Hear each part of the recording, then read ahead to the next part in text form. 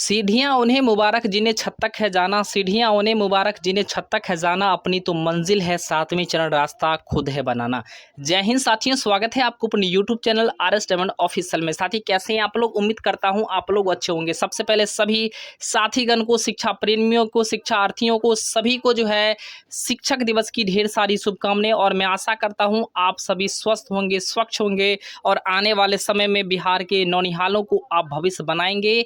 बिहार के भावी शिक्षकों को मेरा तहे दिल से नमन, शुक्रिया अदा करता हूं। सबसे पहले साथी आज का टॉपिक हमारा है कि सातवें चरण के ऊपर जो शिक्षा मंत्री का जो बड़ा बयान था, इंटरव्यू को लेकर के हो या डोमिसाइल को लेकर के हो, इसको लेकर के बात करेंगे। साथ में शिक्षक दिवस के शुभ अवसर पर आज हमारे साथी सभी लोग, आज हम लोग पटना पहुंच गए हैं और आज मानव श्रृंखला भी होने वाली है। साथ में रात्रि आयोजन का जो है, रात्रि आंदोलन का आयोजन भी होगा। अर्थात कहीं न कहीं इतिहास में पहली बार रात्रि में भी आंदोलन चलेगा। इसके ऊपर भी आज हम लोग डिस्कस करेंगे। तो चलिए साथी वीडियो को प्रारंभ करते हैं, लेकिन इससे पहले एक छोटा सा रिक्वेस्ट भी होगा आपसे, अगर आप चैनल पर नए हैं तो जरूर चैनल को सब्सक्राइब कर ले। साथी जैसा कि आप लोग स्क्रीन पर यहाँ पर देख पा रहे होंगे, लिखा हुआ RS डायमंड ऑफिशियल ने यादव तेजस्वी जी को एक बड़ा जो है टैग किया है और उन्होंने सातवें चरण शिक्षक बहाली के लेकर के उन्हें एक बड़ा जो है कह सकते हैं मशवरा भी दिया है।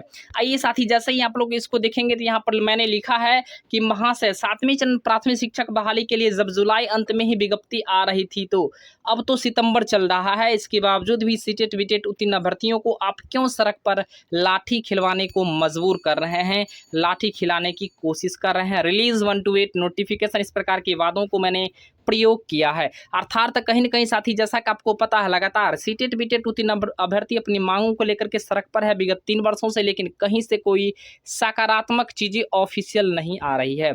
इसी भी साथ ही आज शिक्षक दिवस के शुभ अवसर पर यादव तेजस्वी जी का एक बड़ा जो है ट्वीट आया है, जिनमें उन्होंने लिखा है, राष्ट्र निर्माण में अपना अतुलनीय योगदान देने के साथ साथ देश के उज्जवल भविष्य के लिए हर समय हर संभव प्रयास करने वाले सभी गुरुजनों को कोटि कोटि प्रणाम। सभी देशवासियों को शिक्षक दिवस की ढेर सारी शुभकामनाएं। टीचर्स डे 2022, इस प्रकार का उन्होंने हैशटैग का भी प्रयोग किया है। कुल मिलाकर साथी कह ले, यादव तेजस्वी जी के द्वारा सभी शिक्षक अभ्यर्थियों को, सभी शिक्षक के साथियों को, सभी राष्ट्र के निर्माताओं को शुभकामनाएं दी गई। लेकिन साथी कल ही आप लोगों ने देखा होगा कि न्यूज़ 18 पर माननीय शिक्षा मंत्री का एक बड़ा बयान जो आया था, जिसमें रजनीश सर जो है पूछ रहे थे कि सर सातवें चरण की शिक्षक बहाली विज्ञप्ति अब कब दे रहे हैं। उन्होंने विज्ञप्ति के ऊपर तो कुछ नहीं कहा, लेकिन उन्होंने विज्ञप्ति के बदले जो है शिक्षक अभ्यर्थियों को कह सकते हैं उन्होंने साइकिल, पोशाक और इस प्रकार की खिचड़ी का प्रयोग करते उन्होंने कहा। अर्थात कहीं न कहीं जब प्रश्न उनसे कुछ पूछा जाता है, जवाब वो कुछ और देते हैं। शिक्षक अभ्यर्थी पूछते हैं कि सर सातवें चरण की विज्ञापन कब आएगी, तो कहते हैं क्या अमेरिका और चीन पाकिस्तान से क्या अभ्यर्थी आएगा क्या?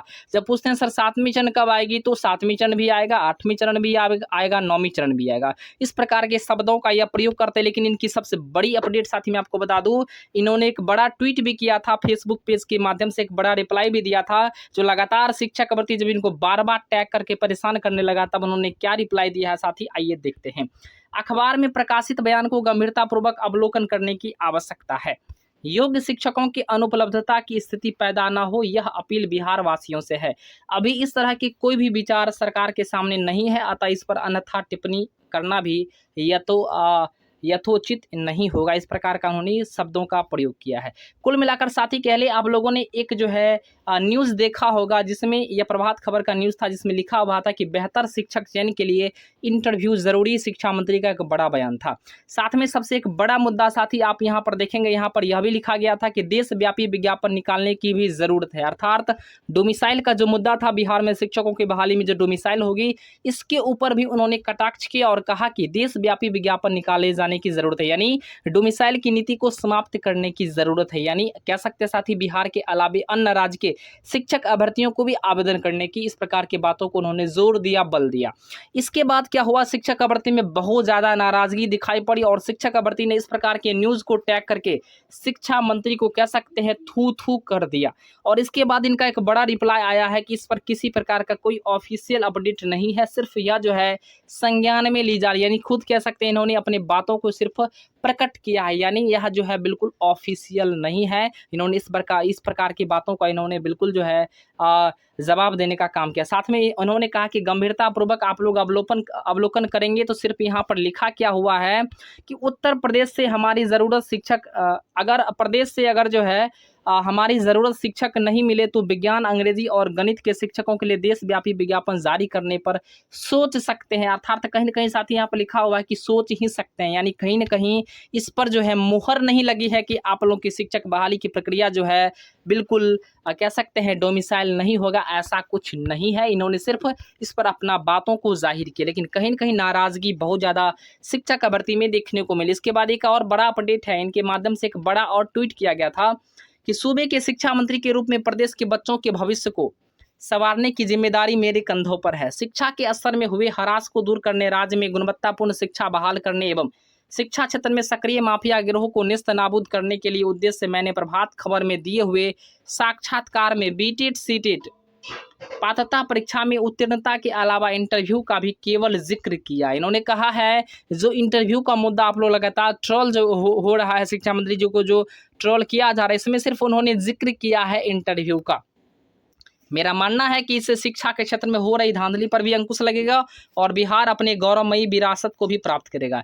यानी साथ ही कह ले, इनका स्पष्ट रूप से कहा जा रहा है कि इंटरव्यू का जो मुद्दा था मैंने सिर्फ उनसे कहा है और इसको लेकर के कोई ऑफिशियल चीज़ें नहीं है, सिर्फ इस पर जो है अंकुश लगाने के लिए, अर्थात कह सकते हैं जो भ्रष्टाचार वगैरह होता है, इन्होंने कहा रहा कि भ्रष्टाचार को अंकुश लगाने का काम कर। लेकिन मैं आपको बता दूं साथी कि जिस प्रकार से 2022 का जो नियमावली बना हो, इसमें कहीं से कोई भ्रष्टाचार नहीं होगा, चूँकि इसलिए सारी की सारी प्रक्रिया ऑनलाइन होगी, डोमिसाइल होगा, सेंट्रलाइज होगा, अर्थात कहीं से इसमें उस प्रकार की चीज़ें नहीं होगी। लेकिन अगर इंटरव्यू इसमें शामिल किया जाता है तो ये भ्रष्टाचार का अड्डा बन जाएगा। इसलिए चूँकि बिहार में आपको पता है साथ ही जितने सारे एग्जाम्स वगैरह होते हैं, लगभग सभी एग्जाम में कॉपी कह सकते हैं क्वेश्चन लीक हो जाती है, या कह सकते हैं इसमें धांधली होती है। और ऐसे में अगर इंटरव्यू का प्रस्ताव अगर शिक्षकों की बहाली में अगर आ गई तो कहीं न कहीं कह सकते हैं अच्छे जो भी कैंडिडेट होंगे जिनके पास अच्छा क्वालिटी है, यानी बेस्ट क्वालिटी है, उसके बावजूद भी इनको इंटरव्यू में फेल किया जा सकता है। अर्थात कहीं न कहीं इंटरव्यू बिल्कुल नहीं होगी और नहीं होनी चाहिए,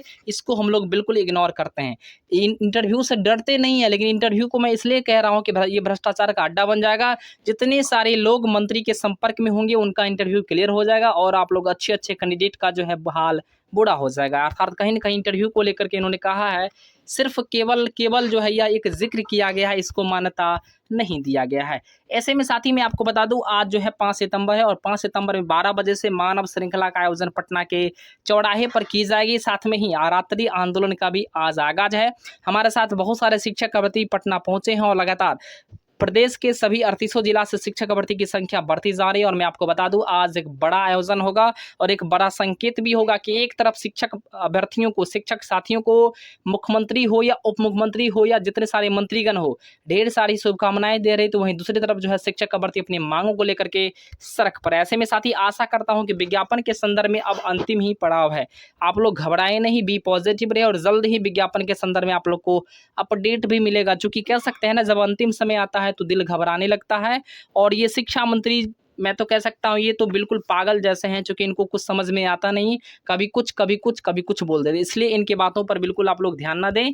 आप लोग की काम बिल्कुल कंप्लीट हो चुकी है सचिवालय में और आप लोग का सिर्फ विज्ञप्ति जारी होना ही बाकी। इसलिए बारिश की बूंदे की तरह लगातार बरसते रहिए, जरूर कहीं न कहीं आपका नदी भी भरेगा, अर्थात विज्ञप्ति भी आपकी आएगी। जय हिंद, वंदे मातरम। देखते रहिए RS डायमंड ऑफिशियल को।